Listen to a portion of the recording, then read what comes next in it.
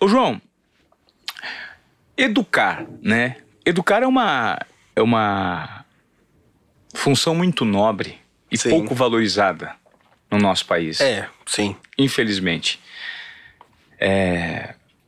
Quando a gente fala de educação no Brasil, corta um pouquinho o peito, porque você percebe que a mão de obra que poderia, uma mão de obra rica que poderia migrar para esse segmento, para termos uma educação pública de mais qualidade e construirmos posicionamentos, né, e cérebros um pouco mais críticos, um pouco mais informados, um pouco mais...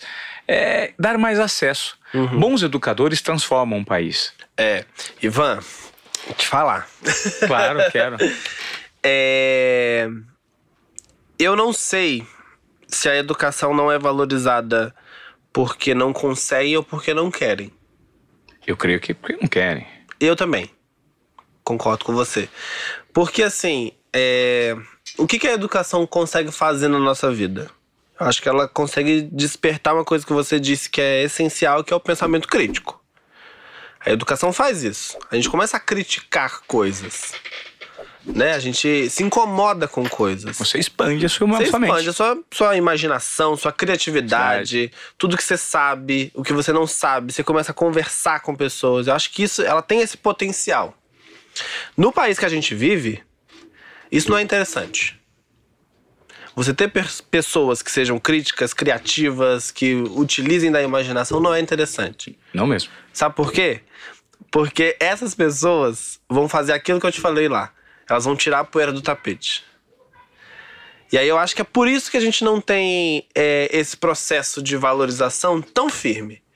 Porque eu acho que sucatear a educação é um projeto. Não é um acontecimento. É assim. Não é assim, é um projeto. É um projeto porque não tem política pública, porque não tem incentivo, não tem valorização, não tem remuneração aos profissionais. Professor do estado de São Paulo, Ivan, não ganha mais de 3 mil reais.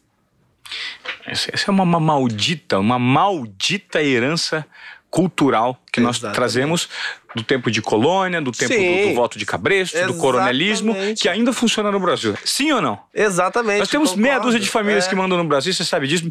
Grande maioria está no Nordeste. É isso. Mandam mais que o estado de São Paulo inteiro.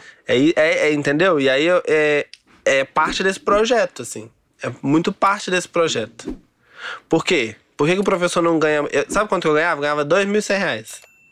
O que você fazia com R$2.100, bicho? R$2.100. Eu dava aula numa outra cidade. Essa outra cidade eu precisava de R$600 para pagar o transporte, porque era um transporte que ia todo dia, ida e volta.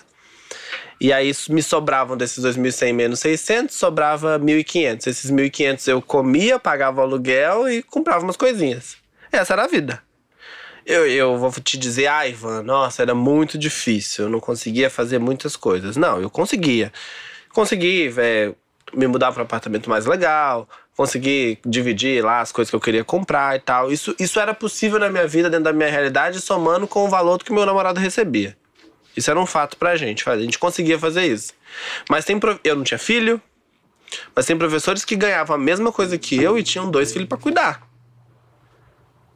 E você bem sabe que ter filho não é barato. Puta, cara. Entendeu? Eu fico genuinamente... Falar em filho, olha quem me aparece. Hoje eu trouxe a Mel e o Lui pra gravarem o podcast aqui com o João.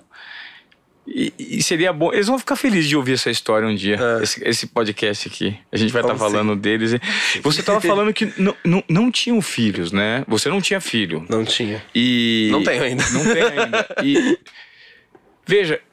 Você imagina o estímulo, é muita vocação, não é, João? É amar o que faz e é amar a transformação, porque professor é transformador.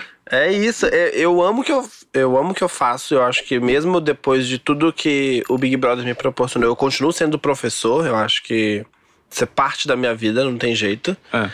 Eu amo o que eu faço. Eu acho que os meus colegas também amavam o que faziam, que continuam fazendo. Mas a gente tem um problema, a amor não paga conta, né, cara?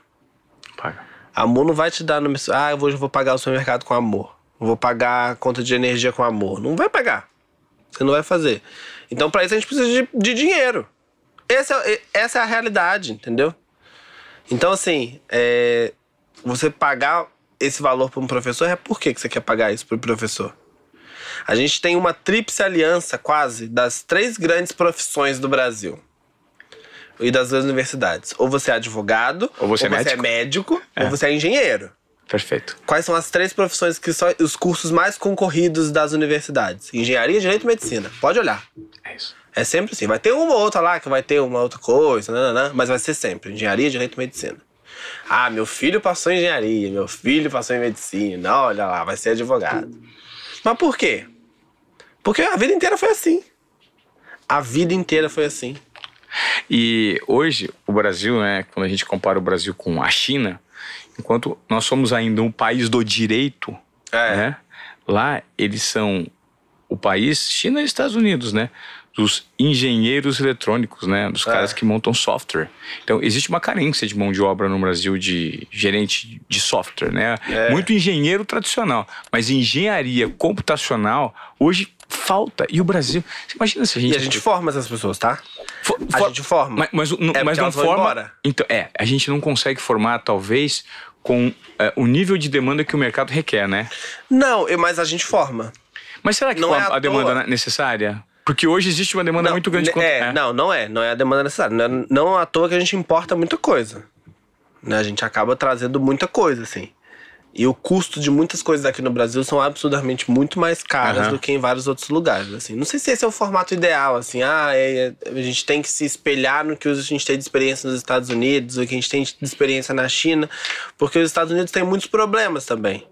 Eu falo desse ponto de vista que aqui muito foco é dado e valorizado por um país que se baseia muito em regras, em leis. Sim. Então, assim, a advocacia, né, principalmente a advocacia, a colocação em prática do bacharelado, acho que da ordem dos advogados do Brasil, do direito.